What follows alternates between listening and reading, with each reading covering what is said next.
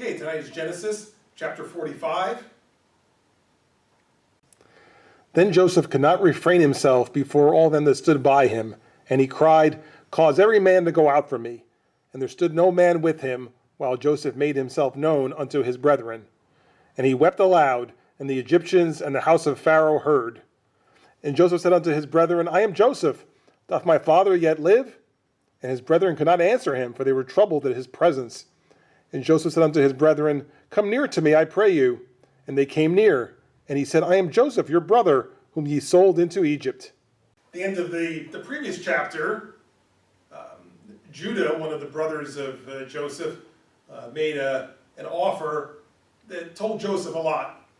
Okay, that he offered to trade himself for the younger brother Benjamin. Right, that Joseph had declared that Benjamin would have to remain in Egypt as a servant or a slave, and that the rest of the brothers were free to go. But Judah was trying to convince Joseph to let Benjamin go for the sake of their father. You know, my father will be crushed, it'll be the end of his life, and so forth. So it's really important to me that you would let Benjamin go back to my father. In fact, so much so that I'm willing to give myself up, and I'll remain here and be your servant if you let him go.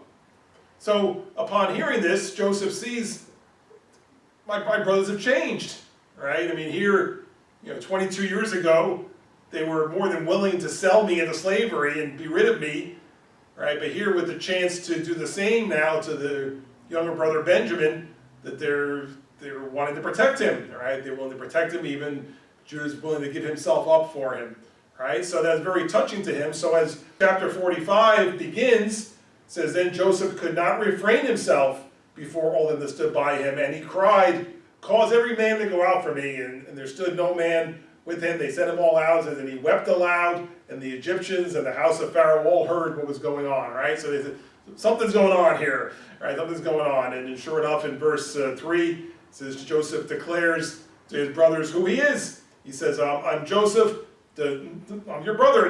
Is my father still alive? It says the brothers were like so astonished that they couldn't answer him. It says, for they were troubled at his presence. Right? Now, of course, it's a very emotional moment. This is like the climax of the story. It was leading up to this point, to him revealing himself as their long-lost brother Joseph. And so, first of all, when he kind of asked everybody else to leave, right, you might say, well, why did he do that? Well, he wanted this obviously to be a private moment between him and his brothers. Also, he was a person of a high position, so maybe he didn't necessarily want everybody to see him so emotional, right? And thirdly, another thing which you may not even think of is that in this conversation now, it's likely going to come out that the last time we saw each other, this is what you did to me. You sold me into slavery, but I forgive you, right? Is what he's going to say. But at the same time, maybe he doesn't necessarily want everybody to know your brothers did that to you. You sure you want to forgive them? You sure you don't want to throw them in prison or something? That they did that to you? They sold you into slavery and didn't even care? So he's also protecting his brothers here and their reputation and so forth among the Egyptians. So for all those reasons, he said, everybody out, just leave these men with me. And he reveals himself, right? And now in verse 3 it says, his brethren could not answer him, for they were troubled at his presence, right? Now, why would they have been troubled? Well, why not, right? First of all, of course, just the whole shock and the emotion of it, thinking that their brother was gone, they were never going to see him again, and suddenly here he is. And of all people, it's this guy we've been dealing with all these times, right? That here it's our own brother, so obviously they're troubled at that. But but secondly, troubled or even afraid because he hasn't yet said what he's going to do. So, really, again, the last time they were with him, they sold him into slavery. So now, he's in a position of power. He could have us all executed, thrown in jail, made slaves, whatever. So they're also troubled at that, saying, well, what's he going to do here? Right? But of course, right away, as Joseph says to his brethren, come near, and they came near. He saw Joseph, your brother, who you sold into Egypt. He says, come near, and he's reassuring them. He says, I'm Joseph, your brother, whom you sold into Egypt, right? So, again, throwing the word, I'm your brother in there, I guess it's the first step toward reassuring them, I'm greeting you as your brother, not as somebody who you damaged or who has a grievance against you or who wants revenge against you. It's me. It's me, your brother. We're together again. Now therefore be not grieved nor angry with yourselves that ye sold me hither, for God did send me before you to preserve life. For these 2 years hath the famine been in the land, and yet there are 5 years in the which there shall neither be earing nor harvest. And God sent me before you to preserve you a posterity in the earth, and to save your lives by a great deliverance. So now it was not you that sent me hither, but God, and he hath made me a father to Pharaoh, and lord of all his house, and a ruler throughout all the land of Egypt. Now, of course, I'm sure the brothers, who were already feeling guilty about what they had done, as it was mentioned a couple other times, that even 22 years later, they're still feeling guilty about it, saying God's punishing us and so forth. And now here he is, right in front of us, right? So I'm sure they were, ready to crawl into a hole at this point, right? So Joseph is going to, try to comfort them and say, don't worry about it, okay? It's okay. It says, now therefore be not grieved, don't be angry with yourselves that you sold me. It says, for God did send me before you to preserve life. Okay, and that's, that's the way he's looking at it, right? He's not, again, thank God, and, to his credit that he's able to see it this way, all right? But, he's saying, listen, basically we all needed to wind up here, right? Because this is where God has worked with the Pharaoh to store up food and save everybody's lives during the famine. So basically just look at it that I got sent ahead, that's all. We all need to end up here, so I was just sent first to pave the way, to help orchestrate this whole plan that people could be saved from death and saved from the famine and so forth, right? So God used it for good, all right? Don't beat yourselves up. God had a plan. He sent me here first, and now we're all here, right? So, and then he starts to tell them, he says, for these 2 years, there's been famine, all right, and still 5 years to go. So God sent me before you, it says, to preserve you a posterity in the earth and to save your lives by a great deliverance. So again, notice the phrase, to preserve you a posterity in the earth, right? Because remember, again, what the whole plan is, the whole promise of God to Abraham, Isaac, and Jacob, right? That their descendants would be numberless and would be a blessing to all nations. Well, if the family of Jacob dies in the famine, guess what's not happening, right? There's no descendants because they're all going to be dead. So here it says that God used me to preserve the posterity of our family, that our family might go on, that we might have descendants, that the promise of God would be still in place, right? So it was going to, it was at risk of coming to an end, but of course we know the promises of God come true. So he said, he sent me ahead to preserve the posterity, so it was all in the plan. Yes, you were used in a way that was not nice, and, from a personal perspective, you probably shouldn't have done that, but it was really God in the matter. I needed to be here to help make this happen, and so that's the way that God made it happen for me to be here, right? And so that's why he's reinforcing in 8. He says, it was not you that sent me here, but God, right? So he's trying his best to have them not feel guilty, because I'm sure they're feeling super guilty, right, and super angry at themselves, but it says, it even goes as far as saying, it wasn't you who did it. You didn't send me here. God sent me here. God had a mission for me. He sent me here. It says he's made me a father to Pharaoh, lord of all his house, a ruler throughout all the land of Egypt. So God had this in mind for me even 22 years ago. He saw this day when I would be serving this purpose here in Egypt and helping all the lands round about, including our family, to be preserved through this famine, that our posterity may go on. God had the plan. So you didn't do it. God did it. Haste ye, and go up to my father, and say unto him, Thus saith thy son Joseph, God hath made me lord of all Egypt. Come down unto me, tarry not. And thou shalt dwell in the land of Goshen, and thou shalt be near unto me, thou and thy children, and thy children's children, and thy flocks, and thy herds, and all that thou hast. And there will I nourish thee, for yet there are 5 years of famine, lest thou and thy household and all that thou hast come to poverty. So having heard that his father is, of course, still living, Joseph is anxious to be reunited with his father, right? But he doesn't have the option of saying, I'll come home with you, because he has a job to do here. He's in charge. He's in charge of the whole food distribution program, and he's a ruler over Egypt. So he can't just walk away and say, okay, that's it, see ya, I'm going home to my dad, all right? That's not an option. So instead, he says, listen, go back and tell my father that I'm still alive. Tell him what position I'm in here in Egypt, that I have this great responsibility. God has made me Lord of all Egypt, and I want him to come here. And in 10 it says, thou shalt dwell in the land of Goshen and be near me. You, your children, your children's children, everybody. Right? Bring the whole family, bring everybody. There's room for you here. I can get you a place to live in the land of Goshen. So go back, tell my father, pack everything up, and get going, all right? Come on over here. I can't wait to see him, and you'll be here, and you'll be near me, because I cannot leave here, at least for the next 5 years, because we got 5 years to go for the famine, as it says in 11. It says, I'll nourish thee. There's yet 5 years of famine, all right? So we can't stop now, all right? We can't say, okay, well, so what? You're on your own now.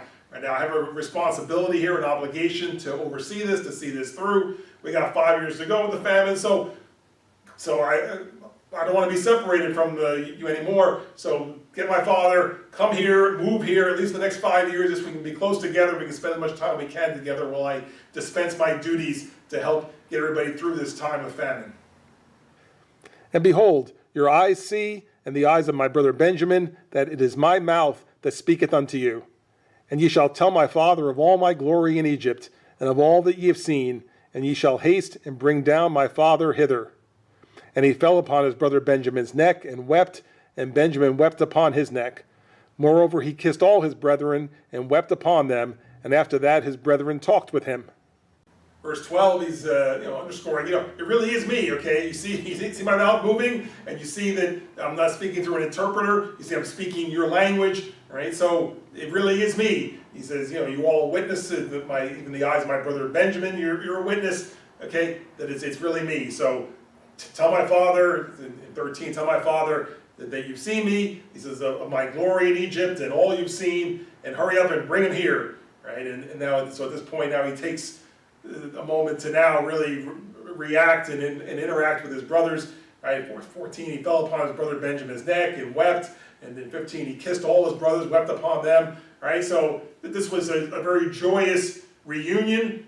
And you see, sometimes in a movie or something, a reunion scene is so touching and everybody cries. Usually you cry when you're watching it. All right, well, this was a great reunion. After 22 years of being separated, of them feeling guilty that they had sold their own brother into slavery, here he pops up alive and well and being used by God. He's forgiven all of them, so it's no hard feelings, even saying that God orchestrated this to make it happen. And now he's reacting and hugging them all and kissing them and can't wait to see his father when they bring him to Egypt. And the fame thereof was heard in Pharaoh's house, saying, Joseph's brethren are come. And it pleased Pharaoh well, and his servants. And Pharaoh said unto Joseph, Say unto thy brethren, this do ye, lade your beasts, and go, get you unto the land of Canaan. And take your father and your households, and come unto me, and I will give you the good of the land of Egypt, and ye shall eat the fat of the land. Now thou art commanded, this do ye, take you wagons out of the land of Egypt, for your little ones, and for your wives, and bring your father, and come. And regard not your stuff, for the good of all the land of Egypt is yours. So, of course, this is not going to be kept a secret among those in Egypt. Joseph is a well-known, important person, and so you can imagine everybody saying that in Pharaoh's house. And someone saying, hey, wow, isn't that cool? Joseph's brothers came. He has all these brothers. He has 11 brothers, and they all came, and they haven't seen each other in 20 years, and now they're reunited, right? And, of course, it says it pleased Pharaoh well and his servants. Of course, they loved Joseph. They admired him. They respected him. They appreciated him for what he was doing. So for him to have this wonderful thing happen and be reunited with his family, they were happy for him. It's so cool, right? So 17, Pharaoh says to Joseph, okay, he says, yeah, to tell your brethren that they can take whatever they need to get back, all right, and bring go back and get your father, your households, and so forth. He says, yeah, bring them here. He says, don't worry, we'll take care of them.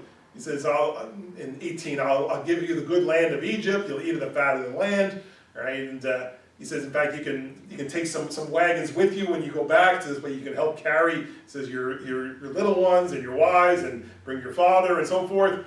And even in 20, he says, don't worry about all your stuff. Right? You say, well, gee, we have all these belongings, and how are we ever going to move it all? Don't worry about it. We'll give you what you need here. He says, for the good of all the land of Egypt is yours. So as hospitable as he can be, because of Joseph, the Pharaoh is now open to, he says, get your whole family, get your father, brothers, all your households, and come on here. We have space for you in the land of Goshen. We'll give you your own land to live on. Don't worry about dragging all your stuff along. Anything you need, we'll replace it. We'll give you everything you need and make you comfortable here in the land of Egypt.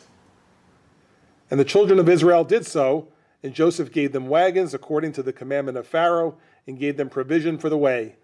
To all of them he gave each man changes of raiment, but to Benjamin he gave 300 pieces of silver and 5 changes of raiment. And to his father he sent after this manner, 10 asses laden with the good things of Egypt, and 10 she-asses laden with corn and bread and meat for his father by the way. So he sent his brethren away, and they departed, and he said unto them, see that ye fall not out by the way. So now the brothers prepared to depart, to return to get Jacob and bring him this joyous news. And it says that in 21, that Joseph gave them wagons, and gave them provision for the way, which means, of course, food to eat along the way. He said, gave him a change of clothes. He gave Benjamin some extra money, 300 pieces of silver, 5 changes of clothes. So he's still treating him special as his full brother, right? And in 23, they loaded up the animals with corn and bread and meat and all the things that they would need, right? And finally, he sends them on their way. So gives them everything they can possibly carry, including wagons to help bring the people back. All right, and so he's sending them off with this instruction, I can't wait for you to return with my father. And then the last word in 24, see that you not fall out by the way. And what does he mean by that? As far as I can tell, it's saying, and don't get into any arguments on the way home, right? Don't beat yourselves up over what happened. Don't say, oh, it was your fault that we sold him or whatever. Don't worry about any of that, right? That's all forgotten. There's no reason for arguments or falling out at this point. We're one family again, so arrive home safely, get my father, everybody, everything. Come on back, can't wait to see you all. And they went up out of Egypt, and came into the land of Canaan unto Jacob their father, and told him, saying, Joseph is yet alive, and he is governor over all the land of Egypt. And Joseph's heart fainted, for he believed them not. And they told him all the words of Joseph, which he had said unto them. And when he saw the wagons which Joseph had sent to carry him, the spirit of Jacob their father revived. And Israel said, it is enough. Joseph my son is yet alive. I will go and see him before I die. So the brothers arrived back home, and I'm sure that now they can't wait to tell their father what they've seen. So in 26, Joseph's alive. He's the governor of the land. And as you might imagine, Jacob hears this news, and I'm sure at first he can't believe it. It's been 22 years. He's already, adjusted to the fact that his son is gone. He's never going to see him again. He's dead. And suddenly, my son's alive after all this time. And so it says, Jacob's heart fainted, for he believed them not. I can't believe it. I can't believe it. So that was his initial reaction. But obviously, he's overjoyed to hear this and can't wait to get back. And then in 27, it says they told him all the words of Joseph. And when he saw the wagons, everything that was sent, it's real. It's real. Wow, he really is alive. He sent all this stuff. He sent wagons to carry us back. Couldn't believe it. All right. So in 28, he says, it's enough that Joseph, my son, is yet alive. I will go and see him before I die.